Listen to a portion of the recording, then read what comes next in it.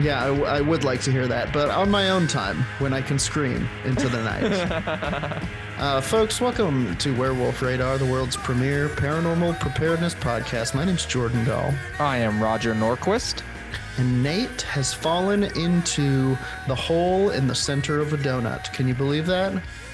I didn't think it could be done. He theorized it, and he proved it that it could be done.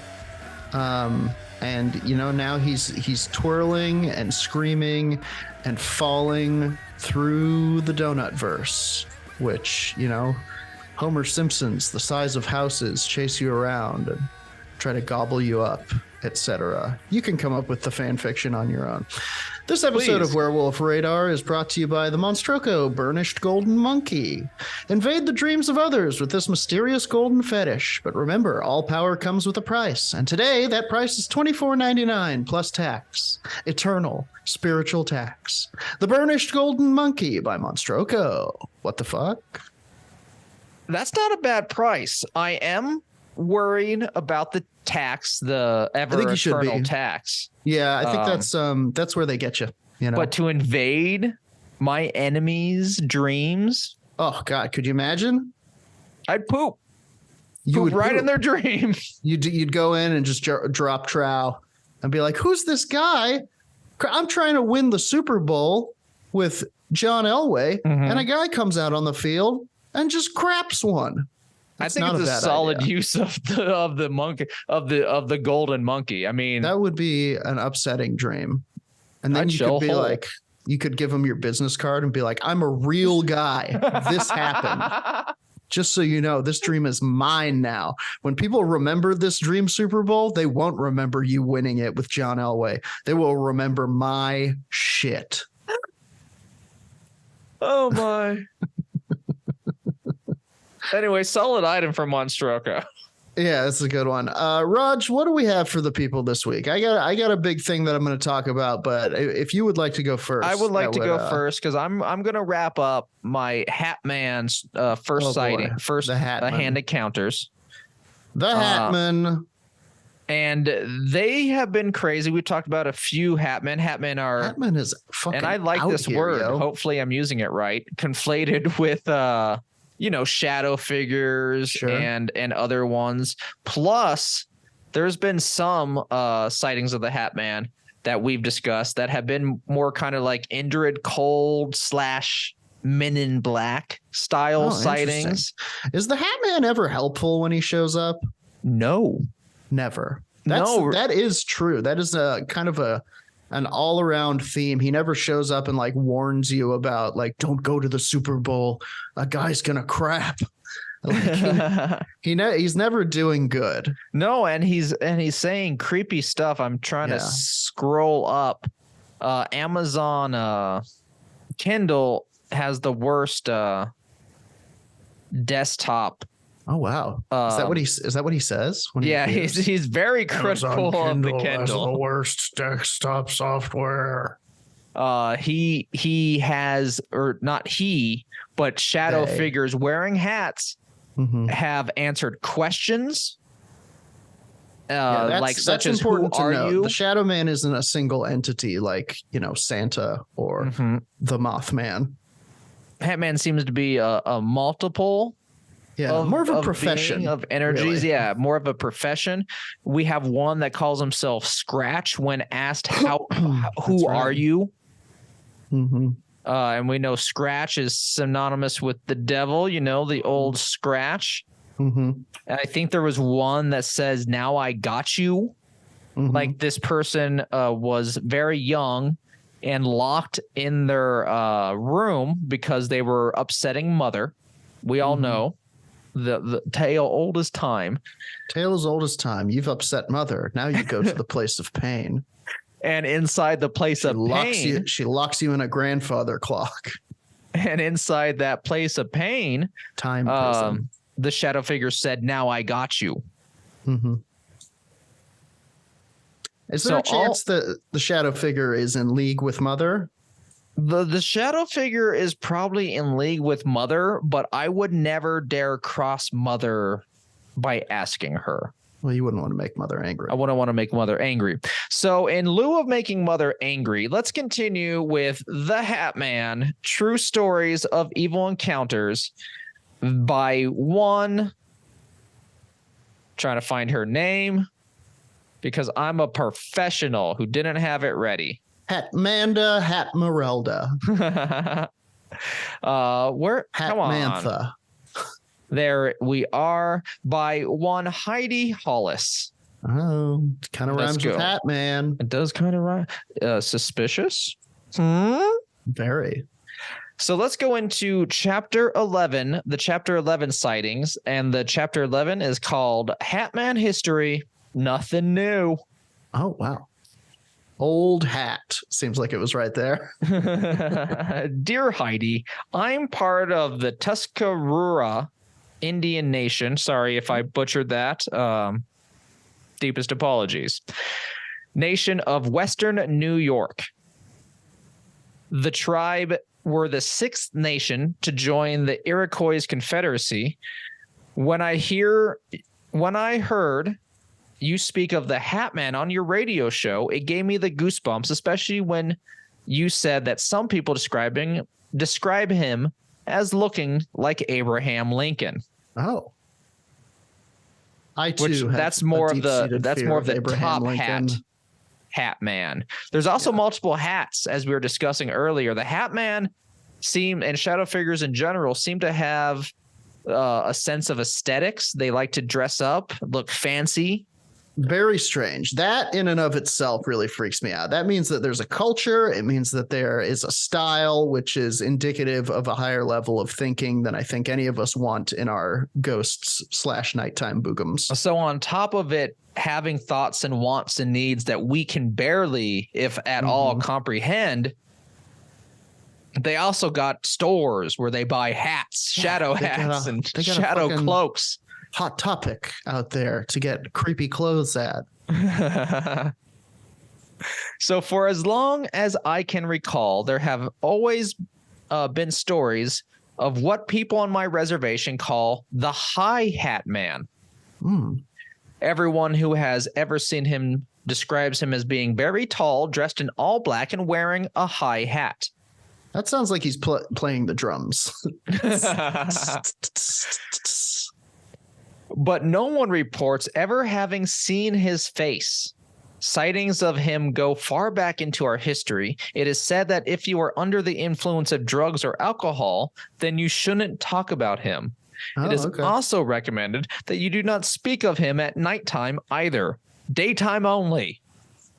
Now, does he show up when people are under the influence of drugs or alcohol? Because he's cool. I think it's one of those things, like it weakens you mentally. And mentioning it can have it invade your perception, essentially. Okay, but it's not because he rocks. It's not because he rocks. No, yeah, he's not like party dog Hatman, to where it's like a dog in a Hawaiian shirt wearing the hat. Oh, God, that would be so cool. Spuds McHatman is what we call him. So everyone who has ever seen him describes as very tall, dressed in black, wearing a high hat. No one ever reports seeing his face. I've heard stories from both my tribe and the Seneca people that this high hat man lives in the swamps. Seneca people? Seneca. Thank you. Boy, you're just losing our native listeners left and right. A good polite apology up front is the best I can offer. The last Seneca listener just turned off the podcast. There are some things said to help him stay away. This is why some shit, I literally forgot.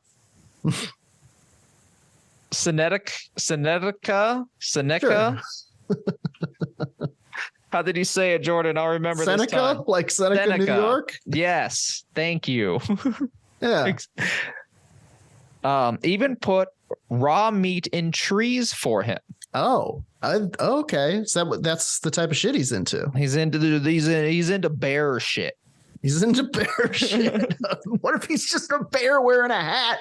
God, we're all in so much more trouble than we thought. You think cocaine bear something to fear. Wait till you meet Hat Bear. Oh my God, it's Hat Bear. Ah, Hat Bear. Within my family, there have been 2 stories told to me about this high hat man. When my mom was younger, she was walking down the road to get to work one day, and that's when she saw something in the corner of her eye. When she turned to look, it was the high hat man. He stood there for only a second, glaring at her before he just simply vanished. And then another time, my brother told me one of the scariest stories I've ever heard about him. And that goes as such. We're incepting you, listeners. Story inside of a story. 2 for 1. One night, my 2 cousins, my brother, and my dad were out driving around in the woods. My dad was in the passenger seat, and my cousins were in the back of the pickup. My brother was driving. Sometime along their drive, my cousins noticed something moving behind them on the road. They kept watching it until it came within a more direct path of the moonlight. And that's when they caught a real glimpse of what it was. And it was the high hat man. Tall figure, very like almost wearing a trench coat, high top hat-like hat. Interesting. No features in terms of anything, just the figure. Yeah. They both started screaming at my brother to drive faster. My brother couldn't hear exactly what they were saying, so he did the worst thing possible and stopped the truck. What are you doing, dude? The cousins say exactly that. What are you doing? And then more frantically yelled, "Go, go, go." My brother steps on the gas to speed up as fast as he could. My cousin said that even though the truck was going faster, the high hat man just kept right up with them. The weird thing is that the high hat man appeared to be walking at the same pace while still keeping up with them. They said he was so huge that when he walked, he would swing his long arms out towards them, almost reaching them, then all of a sudden faded away. Wow, that's very creepy. That's a creepy one. That's a creepy one. Another thing that it's always creepy when they keep up with the car, you know? Anything is. I think you told me a story of the smiling man. Yeah, it's upsetting. And same thing, just keeps up with you no matter how fast you go. But I think the smiling man that you told me is creepier because he gets right upside you, then turns his head and smiles at you. Yeah. And then just takes off even faster. So I hate all of that. And that's I just hate it. I hate when things keep up with the car. Okay. Yeah, that's scary. That's pointedly terrifying. They know that would scare you. They know what's up. I got to say something about the Hat Man in general. Yes. What's with the Black Crowes look? Why are we still doing this late 90s Jamiroquai fucking Slash from Guns N' Roses? And I do think hair metal vibe. And it's like, there's a way to do the hat thing these days, but something tells me that that's not what they're doing. You know, it all feels a little outdated. I want to say too, it does feel very outdated. We have top hats. We have fedoras. These are hats that are still worn today. But my lady, I'm here to terrify you. Yeah, it's very much like that hipster bullshit. It seems that we're like, they're either hipsters lost in time, or they aren't hats or arms or trench coats at all. And this is just us perceiving it in some way that we can understand. But are hats in some way integral to human understanding of our surroundings? I think though, if like I saw something that had a hat-like thing on it, I would assume it was a hat man. You'd be like, "Oh, hello, friend." I don't know. I haven't seen it. I haven't perceived the Hat Man to go like, no, it wasn't and stopped and gotten closer. Everyone that tries to examine the Hat Man, though, it just vanishes to where like you can't even get a good reading on that. So I guess these are all just weird stories. I hope never to see the Hatman, but I would want to, just to be like, no, everything that I have read and I have told listeners about is fucking true. Or I heard it's not pretty exactly interesting. I talk about this podcast a lot. There's a great podcast called Spooked, and they do kind of firsthand accounts of people's scary stories, and they're produced in a very interesting way. And I just heard one recently that was called "These Boots Are Made for Stalking," and it's about an encounter with the Hatman, or a shadow person wearing a hat of some variety, and it has a very distinctive style. And like a lot of what it's doing is kind of just like lurking, like edgelord bullshit. Like the vibe reminds me of like the dudes you went to high school with who are like, why are you dressed like a vampire? I don't know. Why am I dressed like a vampire? Like, are you a vampire? Maybe. Wouldn't you like to know? I was just like, looking for I like it, man. And like flip a coin in the air or something. Be like, all right, this is stupid. You can go. The extraness of youth. Yeah. Yes, that is it. Just fucking extra as hell. The next story goes as such. Dear Heidi. Oh, that's what I was going to say. All these encounters also seem to take place in a very early age, like 5 years old, stuff like that. And that's when they start and typically continue on to that person through like their whole life. Yeah. And this next person, it happened to them when they were 2. Oh. So my encounter happened when I was 2 years old, and it actually is one of the first memories I can remember, which is odd to hold on from such an early age, but it's the Hatman. You know, I would definitely keep that one. Messing around with 2-year-olds? Leave these kids alone, you fucking creep ass. I judge my age to be this young because the occurrence happened while I was still in a crib and not able to climb the sides to get out. The person wrote something crazy, rambling, but they were lying in their grandmother's house in a bedroom all by themselves. And that's when the shadowy Hatman is suddenly standing over me. I immediately... Hello there, my baby. I'm immediately and completely paralyzed, but I remember thinking about screaming. Hello, baby. Baby. Like instead of my lady, my baby. Right. Thank you. Yeah, that's pretty solid. Everybody. Let's pause for the people at home to laugh. Okay, go ahead. Somehow, this shadow figure communicated to me that if I was to make a sound, he would kill me. Whoa, dude, that's a baby. I don't know how, but I understood him completely. This figure then reached down and put his hand on my chest. Then, like a light goes off in my mind, and that's all I can remember. Oddly, since this encounter, I've had a higher understanding of various things. Okay, give you a boon. Gave you some superpowers, buddy. Okay.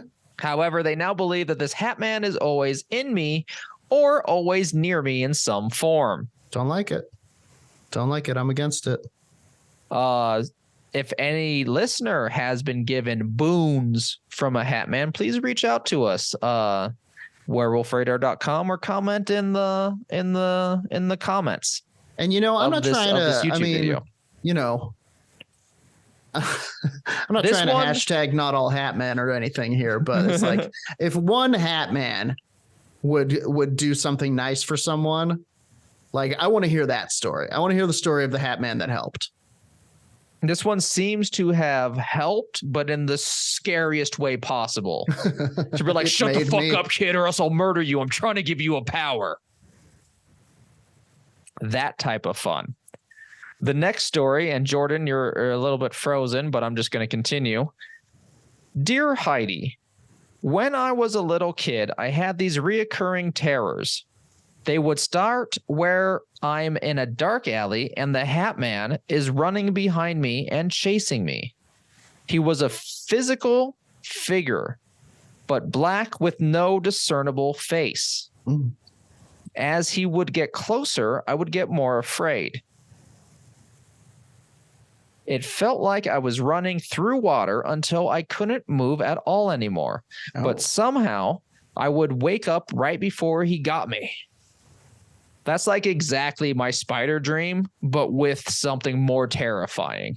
You got the spider. You got the soul spider. I got the soul spider that we looked up last week, and I forgot why I have it. I think it's a fear of anything unknown that could possibly happen. You know, interesting. Just basic anxiety.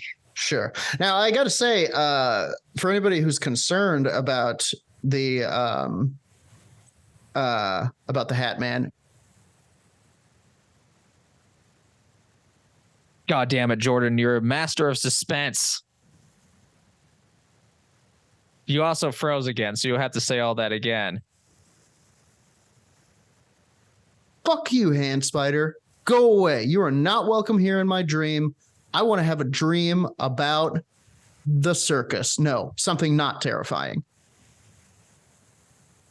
And I'm sorry, but the internet broke on you, so I only got half of that powerful rant that I now know was directed for me. Thank you for defending me against my spider. It was for you. The whole point is you're supposed to tell next time you tell the spider to go spider itself. I will. I'm going to pull the rope trick and tell a spider to fuck off in my dreams. That's not a bad idea. Yeah. Try lucid dreaming for the first time to tell the dream spider to fuck off. Go to hell, dream spider. These are my dreams. So and it'll be like, I'm from hell. And you're like, okay, well, all right, well, walked right into that one.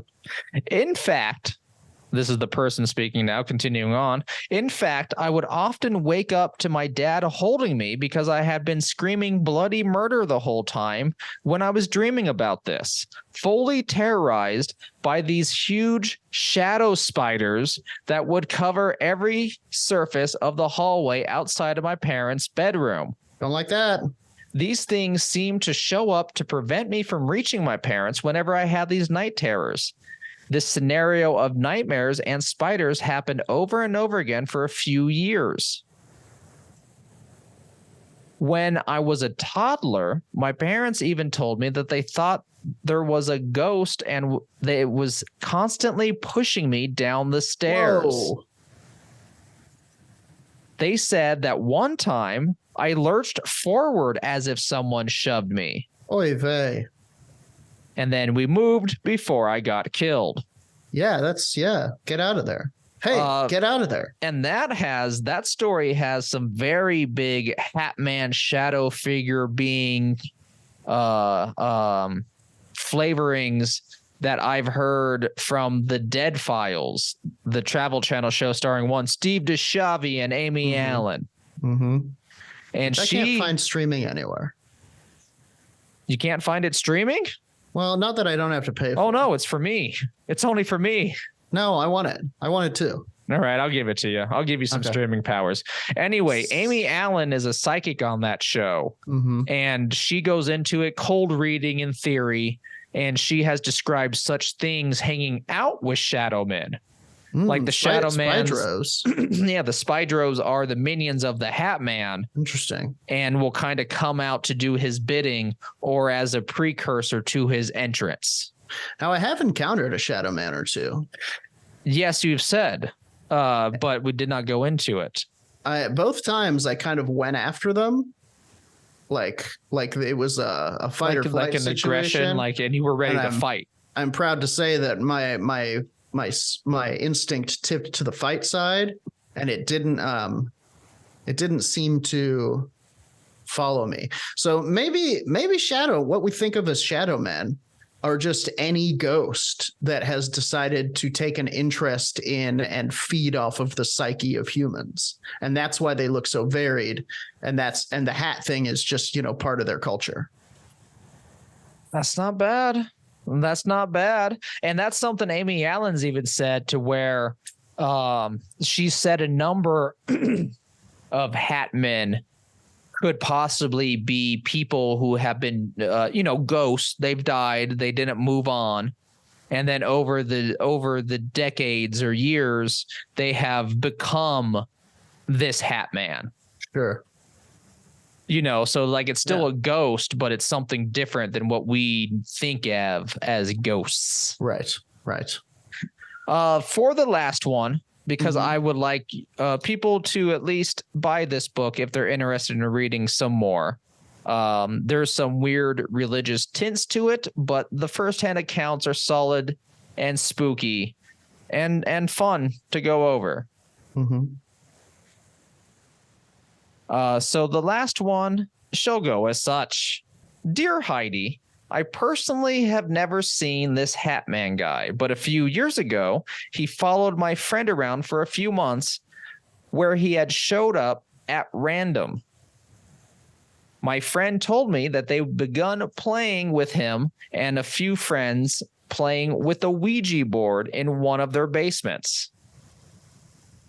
One of them was doing all the talking, who just so happened to speak in Latin at the board. I might add, the rest of them kept their eyes and mouths shut. So suspicious circumstances, but I like throwing Latin at a Ouija board. Yeah, I think so too. But do you? That feels like that's the language of scary things. Latin is definitely the language of scary things. Yeah. My friend Mike heard someone say his name, and against his friend's advice, he answered the voice. Whoa. Immediately. Something so funny to me about a ghost going, Mike. Mike. Hey, Mike. Mike. Immediately, the candles they had lit, because they were going full Ouija board playing. Sure. This was like fun sleepover Ouija time. Yeah, cosplay the living room. The candles immediately went out. The guy who was doing all the talking got upset because he was afraid that they had let something out. Well, that's what you get for opening up the Mattel box, you fool. Or let something in. Let something out of the Ouija board? Do you think ghosts live in the Ouija board? Whatever. Carry on. I mean, I kind of do. Or maybe not the Ouija. I think it's more of a door to the other side. Exactly. So they let something out from the other side. Yeah, whatever. I call it letting someone in thing. They all quickly went upstairs while scolding my friend Mike for answering his name. Mike, you fucking idiot. Mike, this is why fucking ghosts follow you everywhere, dude. Once upstairs, the doorbell rang. One of the other friends went and answered the door, but no one else could see the door from where they were. The friend just stood there silently at the door for a few seconds before saying the door was for my friend Mike. And multiple people saw this. It was the Hatman. He stood there with glowing red eyes for almost a minute. He then disappeared, but before he started to reappear at random for a few months after this event, sometimes visible to others and sometimes not. Typically within the same friend group, but according to the writer, other people outside the friend group also saw the Hatman with Mike in this time. Wow. The fact that the guy who answered the door knew who the Hatman wanted makes me wonder if he can talk or communicated via other means. Yeah. Which was weird because he just no report on them saying, I'm looking for Mike. Yeah. It's just, it's for Mike. Doing prank calls with the Ouija board. I'm at work right now. I work at a Hot Topic. That's how I get such a discount on all of my 90s ass clothing. Early 2000s, really. Oh, I'm edging so hard. Let's take that word back and make it mean for wearing Hot Topic gear when you're an adult. Look at this guy edging at the mall. And if I was the friend who answered the door after I heard disembodied voice ask for my friend Mike and I see the Hatman, I'm going to go, one moment, Mike, it's for you. Let me get Mike. 2 years later, while ghost hunting, my friend and his two friends saw the Hatman again, and they were on the grounds of a closed mental hospital. The Hatman showed up and literally chased them from the cemetery where they were standing at the mental hospital.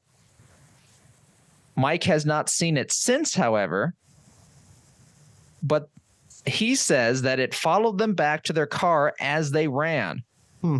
In addition, another friend of the author or the writers described seeing something similar to the Hatman, but he held an actual conversation with it. The Hatman outright claimed to be the devil, as we've discussed in other firsthand sightings. When my friend told it to leave, he had a streak of very bad luck after that. Wow. And that's going to wrap up my trilogy of segments that I still don't have a name for. I told you I'd have something on Monday, but I'm going to call it Same Hatman Channel. Okay, how about the triumvirate of the hat? Ooh. That's what it's called, the triumvirate of the hat. True stories of evil encounters. True stories of a hat lad. Check out this book if you want. Heidi Hollis. Parts of it are absurd in my own views and how she views various things, but the firsthand accounts that are clearly bolded and separate are fun to read. It's a cheap enough book. Check it out. Nice. Okay, it's time for my segment. And Roger and listeners, I'm going to warn you guys, I have entered my pyramid conspiracy phase. That's right. Nice. Today, we are talking about pyramid power. What do you know about the pyramids? Tell me the back of the baseball card on the pyramid. What is the Great Pyramid of Giza? Great Pyramid stands about 13 miles tall. Sure. It is batting average, I'd say about 4.4%, 40%, you know, sure. Batting average. If you pour hydrochloric acid or some fluid into the bottom chamber, gases and everything fill the other tunnels and chambers. So creating a battery. The true secret. You know the true secret. Like I said, I have the baseball card. It's 13 miles tall. Right. Batting average. Most people will tell you, like when you ask them what are the pyramids, they'll be like tombs for ancient kings. Most of them are. Most pyramids are. Sorry. However, the Great Pyramids of Giza, there's no corpses in there. They've never found any human remains inside the pyramids. What they have found is some pretty interesting stuff that has led to a theory that the pyramids of Giza were not, in fact, sarcophagus, what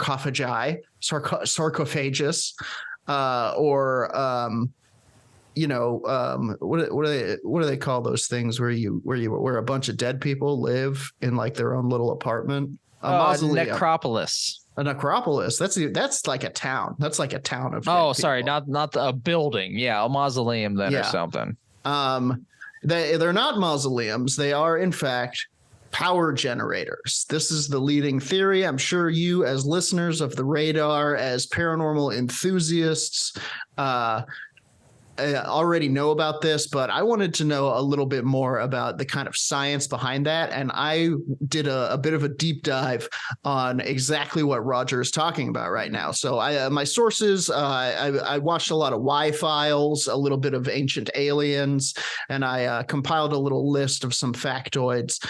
Here's some factoids about the pyramids themselves. So first of all, what are they constructed of? The exterior of the pyramid used to be covered in polished white limestone that was shipped from 500 miles away. Interesting fact about the limestone. It was brought so far because it was a very special type of non-conductive limestone. There was no magnesium in the limestone, meaning that the outer shell of this thing would not conduct electricity, except for the tippy top, which was either gold, they believe it was gold, or electrum, which is a hyperconductive blend of gold and silver. So that white shell that we're seeing in the picture that Roger's showing, the idea being that was made of non-conductive limestone, meaning that energy that was created inside of this structure wouldn't be able to get out. Why would you do something like that unless you were creating massive amounts of energy inside? So how did they do that? That's what this guy's thinking. He's like, how did they do that? Exactly. A lot of the stone inside the pyramids was made of rose granite, which is a granite that has up to an 85% quartz content. And quartz is an interesting stone in that it has a piezoelectric property, which means that if you squeeze quartz, it creates electricity, which is how we use electric lighters. That little shocker inside electric lighters, that is a quartz battery. Neat. Basically. You squeeze it, pow, a little spark comes out. Neat. Yeah. Plus, most watches or old school watches were quartz based, where like if you flick with a hammer or such quartz, it'll start to vibrate at set frequencies. Right. And that's literally how some old school watches work, because it's so regular you can set a watch to these vibrations. F sharp. F sharp is the note. 40 gigahertz. That's the planet's frequency. That's a whole other thing. We'll try not to get into it, but that's people say that the entire pyramid resonates at F sharp. That is part of how it was producing energy. Anyway, inside. And for my music nerds, real quick, every note is flat. Hit it, boys, and then jazz music starts. That pyramid jazz. So the inside, a lot of rose granite, particularly around the passages and chambers. Those were lined with this rose granite. The entire thing wasn't built of the rose granite, but it was in there. Again, this granite comes from way far away. It wasn't the most readily available stone. They went to great works, using the Nile. I mean, chopping it from a mountain, essentially, bringing it down the mountain to the Nile, then to the pyramids. This shit was crazy. I love this topic. The entire pyramid itself is built over an aquifer, which is a naturally occurring water source, and which is actually what Nikola Tesla used to create the Wardcliffe Tower, which was also famously later he had this tower that he said could supply limitless clean energy to the world. He proved that it would work. He would set light bulbs on the ground and turn on one of these Tesla coils, and the light bulbs would shine just sitting there. Like you put them on the table and near the Tesla coil, it'll light up because it's receiving that electricity wirelessly. Now, it wasn't a foolproof plan, because you would have these massive, pretty dangerous Tesla coils all throughout the city, and then people who were more wealthy would live closer to the city or closer to the Tesla coil, and you would have these kind of dead zones of slums that got lower power. But maybe he could have hammered that out, but he didn't get the chance. He was crushed by JP Morgan, who was once an investor, then soured on the idea once he realized that free energy for everybody was a pretty bad deal for him. He wasn't going to be able to make a lot of money off of that. So anyway, I digress. Pyramids built on top of an aquifer. They're also built with a number of chambers inside of them, designed that if you were to look at them from an engineering standpoint, they make more sense as a machine than they do as a quote unquote burial site. So there is a guy named Chris Dunn who has 50 years of aerospace engineering expertise, and he's kind of the current big leader in this school of thought. I watched some videos of him. Seems like he knows his stuff. He also seems a little bit too sure of himself, which is also always kind of like a he's a machinist through and through. Like he's a down to earth engineer who is just asking like, I found a tool mark. How'd this tool mark get there? Right. And it's questions like that are stumping some archaeologists and whatnot to be like, fair enough.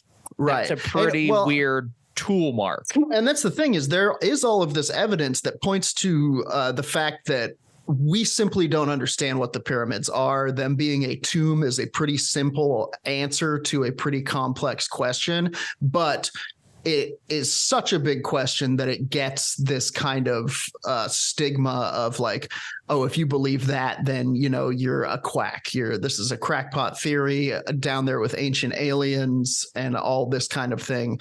And, you know, we'll get to that.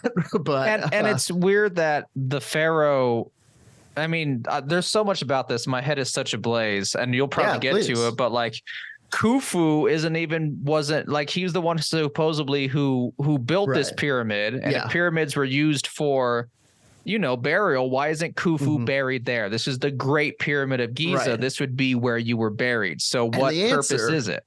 Is that he didn't build it, but again, we'll get to that. And then I just don't rise up again. But Khufu is the dude who is in Egyptology, Zahi Hawass and Mark Lair attribute its building to him because of various graffitis that workers and that they have found in stone there. Truly, that is the thinking, is that it was graffiti that after the fact, like when Khufu came around. And you got to be careful with this type of stuff, because like you can get into areas of like, you know, like kind of shooting down the science of an entire culture where it's like they didn't build that. You know, you don't want to devalue that type of thing. But I think it's safe to say that there are some mysteries at work here that we don't understand. And the idea is that when Khufu came along, like the pyramids were already there. And he was like, you know what? I built those. Go ahead and somebody write on those that I built them. So eventually people will know that I built them. I built the pyramids.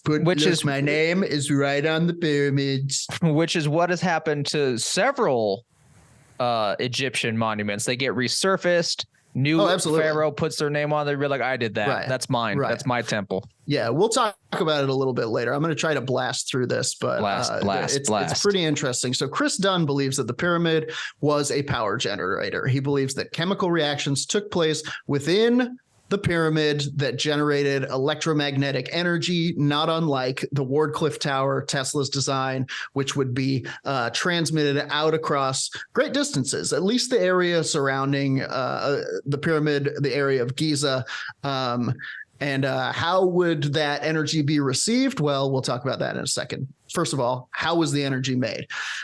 He believed that there were two shafts, the northern shaft and the southern shaft of the Great Pyramid, which chemicals were fed into what is known as the Queen's Chamber. Two chemicals that were by themselves non-volatile, but when you mix them together in the Queen's Chamber, they would become hydrogen gas.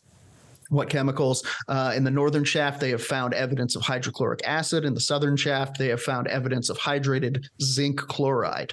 You mix those two together, you can get hydrogen. Keeping in mind, I'm not a scientist. This is shit that I read.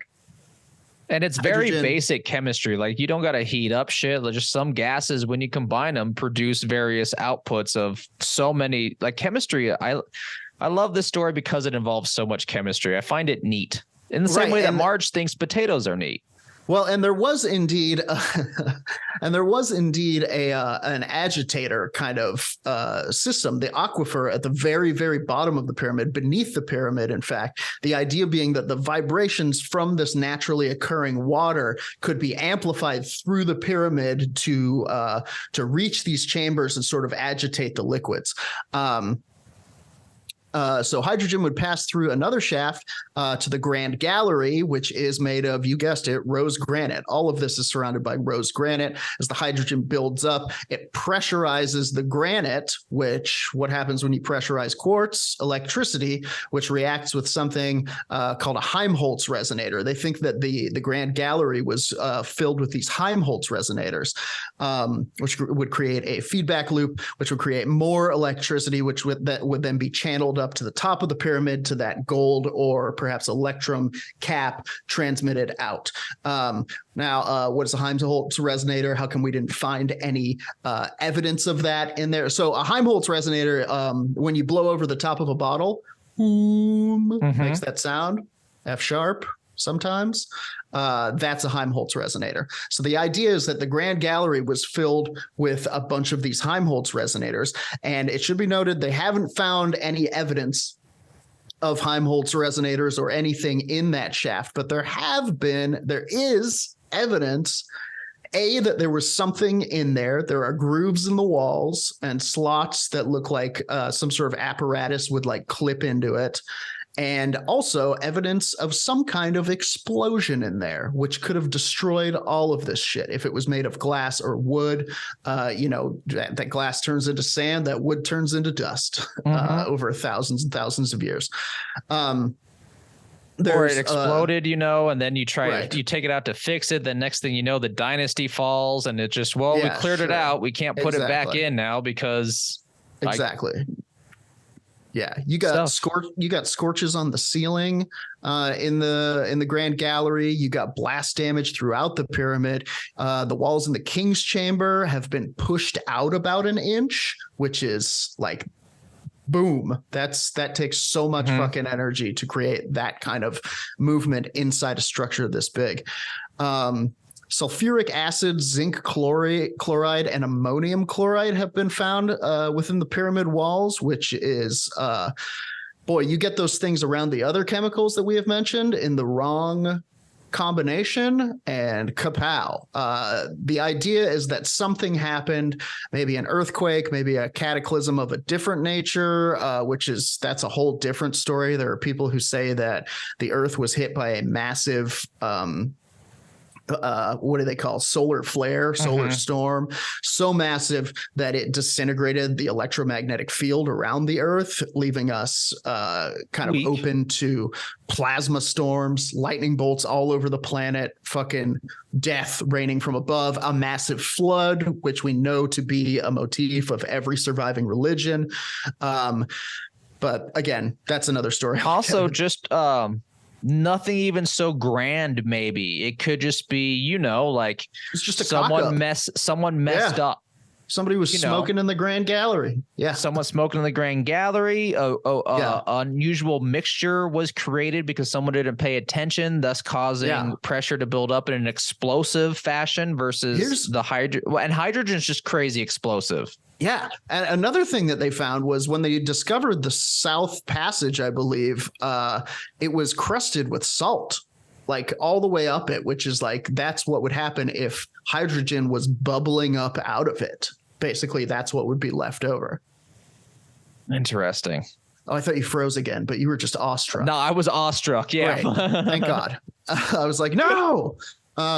So the energy created in the Grand Gallery through the hydrogen gas resonating with these Helmholtz resonators, would pass up into the King's Chamber, which itself is a giant Helmholtz resonator, which would cause it to make that F-sharp frequency, which would cause all of this energy to come up to the top. Some people say that it would, Dunn believes that it would be shot out of a different passage. Some people say that it would be shot out of the top, which makes more sense as a non-scientist.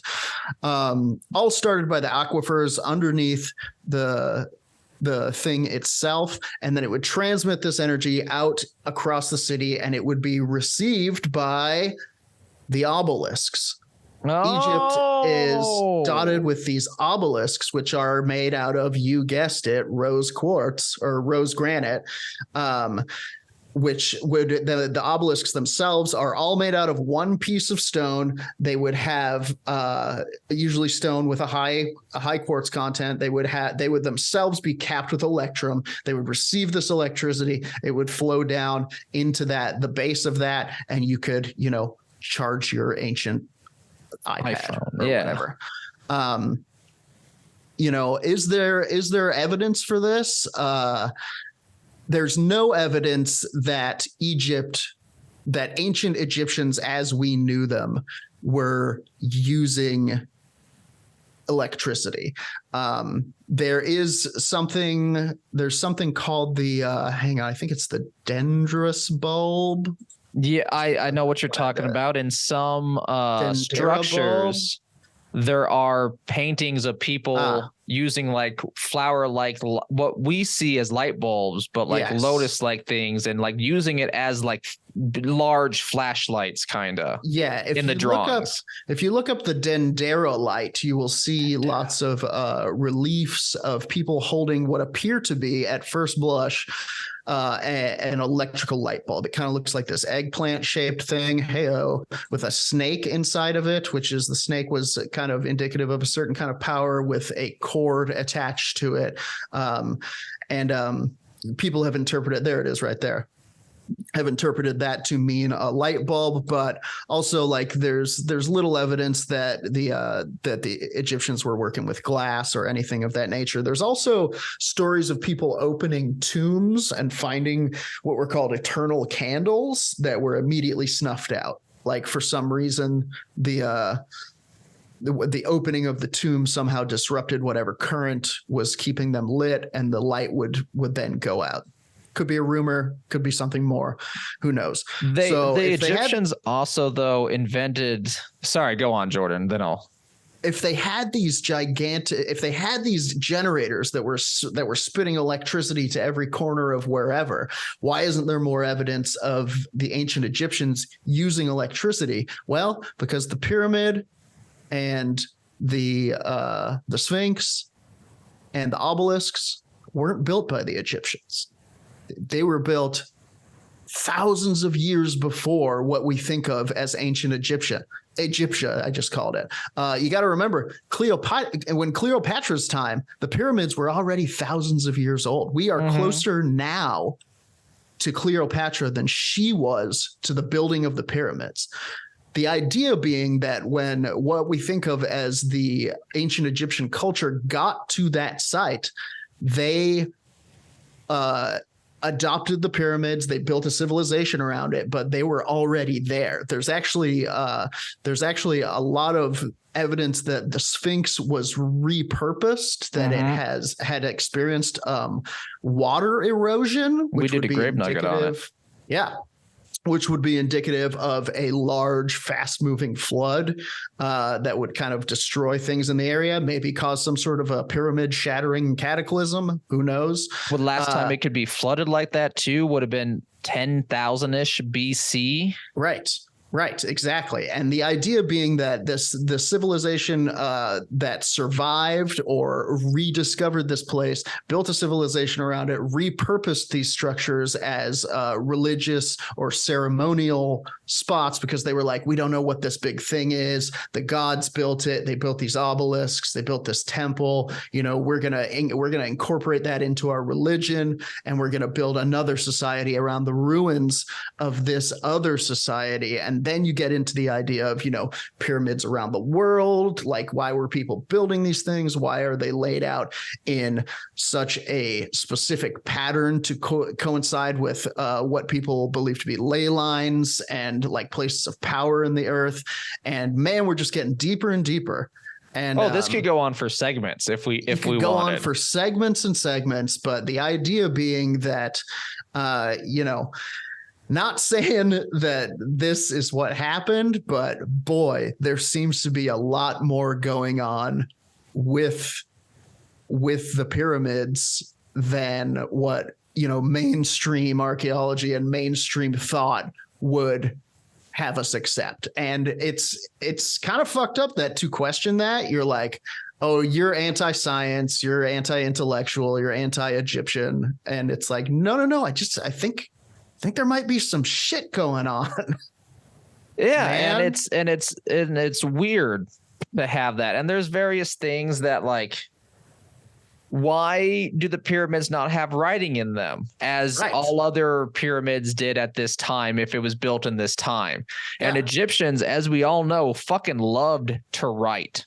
They loved it. Like they invented a coherent writing system. Why would you not throw them shits up all over the place? Khufu, as they did. Everything else has some sort of spell book written on it. Like that's a big thing in Egypt, and these do not. Yeah. I always find so fascinating. Yeah. No bodies in there. More and more, I'm coming across the idea that in the prehistory of the planet, there was an advanced civilization. People like to go to aliens. They like to be like, well, aliens built it. And it's like, maybe it wasn't. Maybe it was just another batch of fucking people, and they made it way farther than we thought they did. And once they got there, some shit happened that just fucking tabula rasa. Mm-hmm. The earth is lava. You get boiled down, starting over. Or you just let it go, you know, like many civilizations. If time has taught us anything, and AP history has taught me anything, is that sometimes empires fall in ways that you can't recover from. It still goes on. Like, I'm a big believer that Egyptians still built this. Egypt, sure.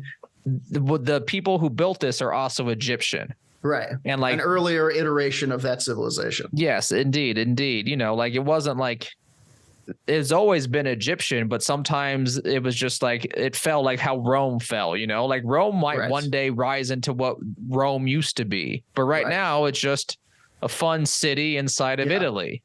Yeah. And same thing with Egypt in this case, to where it could just, you know, like they were once something crazy in terms of this pyramid technology. Yeah. Then they lost it. You know, the dynasties changed and people had other interest and, you know, greed and corruption and blah, blah, blah. And sure. Then and you build around it. And like the people that we were talking about, as we know as Egyptians, just spruced it up. They were like, this shit's pretty cool. After the whatever happened, the fall of the empire, and like maybe so much time has passed. Like, try as we might, we will never be able to keep history alive forever. 10,000 years from now, they're going to find the ruins of New York City and be like, what is this place? What was the Guggenheim? And what king lived there?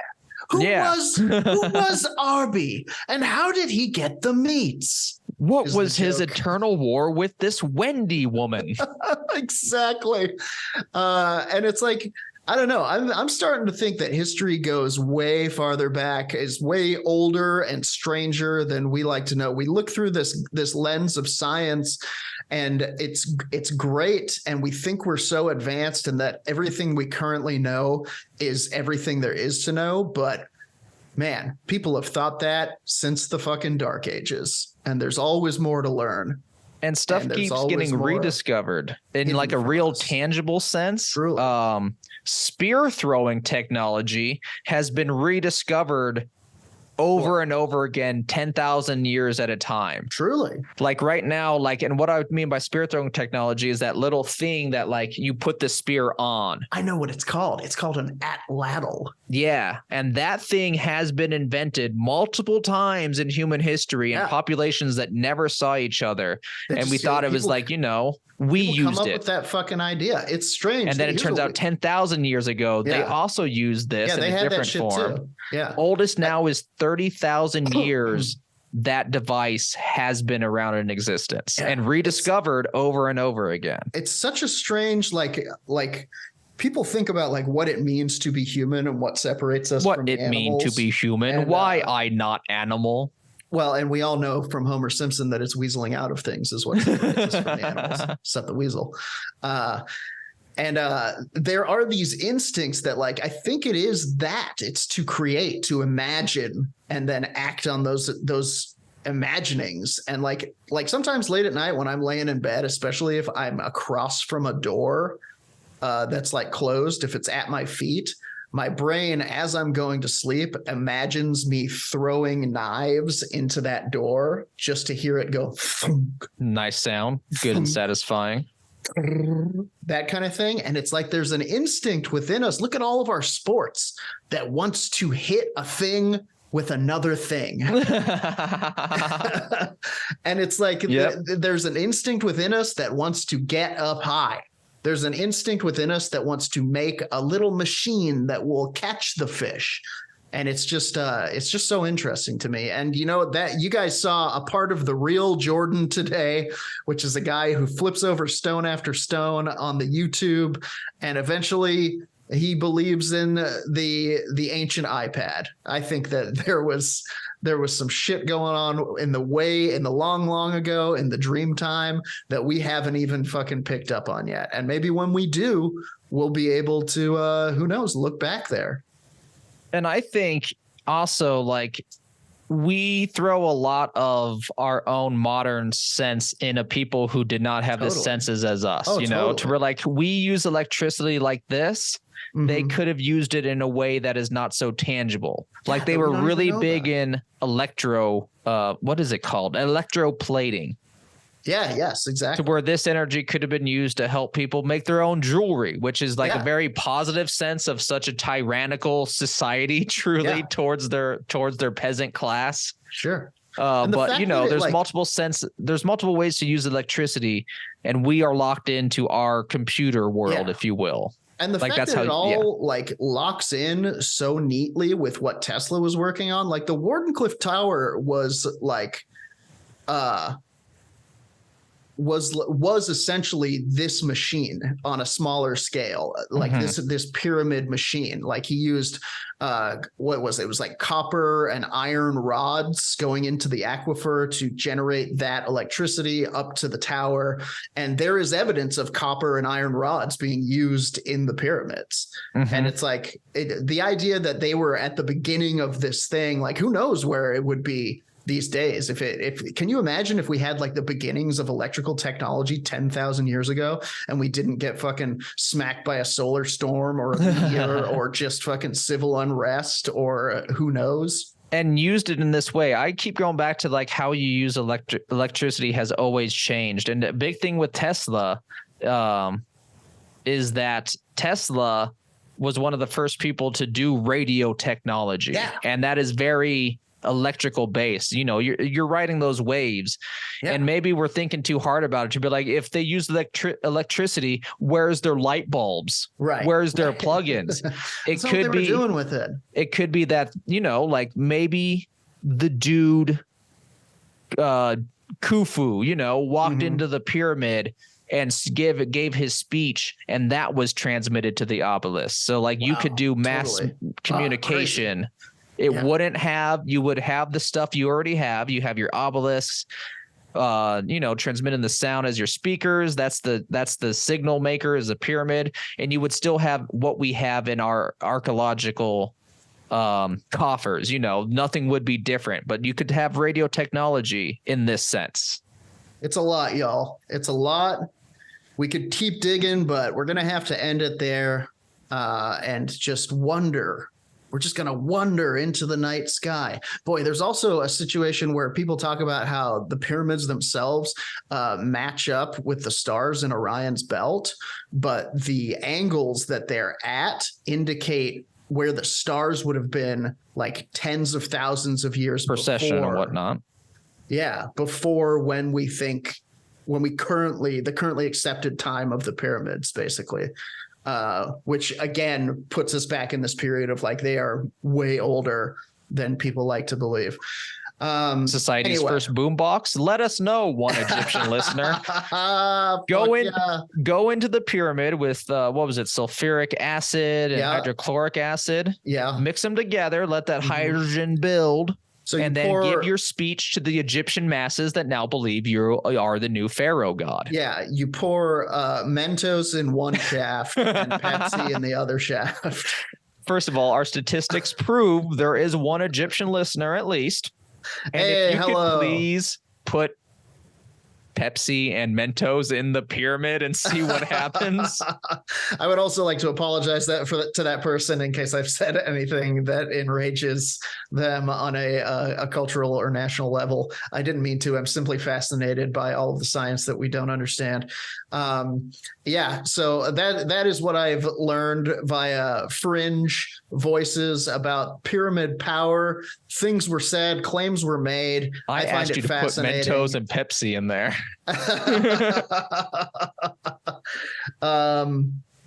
I know some of our people are big debunkers. Come at me, debunkers. Debunk my ass. I will like your tweet and move on. We'll like your comment in our YouTube. Please, tell us what it is. Like, give us the science. No wall of text. It must be. You must be able to make your argument in one or two humbly fashioned sentences. Otherwise, you're just reaching. Folks, that does it for another episode of Werewolf Radar. God, it's a big, strange world. What was our old catchphrase? It was Punch the Sky, Spaceman Joe, but then we became friends with the sky. And then we became enemies again. Don't be scared. Be prepared. Yeah, don't be scared. Be prepared. That's pretty good. We should put that on a shirt. You can find us all over the internet. We're on Twitch. We're on Threads. We're on X. We're on YouTube. And we're right here with you. You can also go to werewolfradar.com. There's a bunch of fucking awesome shit happening there. We do swears all the time. You can come to our Discord, swear it up with us. That's on our YouTube page. Check it out in every episode. Details, description, whatever. Yeah. We out here, baby. You can find us. It's you get on the internet, you're bound to trip over some Werewolf Radar bullshit at some point. Our numbers are growing. We're breaking double digits on YouTube. Soon we'll break triple digits. And then we're going to break quadruple digits, and then quintuple. Yeah, then the world. We're just going to skip a number of things. Just go to 8 billion. We will build the Werewolf Radar free energy pyramid in the middle of Alkali Flats, and we will blast death rays straight into your home that will charge your ancient items. And Rammstein power ballads. They're doing them now. That's apparently a thing that's happening. Until next time, thank you so much for your continued support of our show. Join us in our sign-off line on the count of 3. 1, 2, 3. Punch the sky, Spaceman Joe.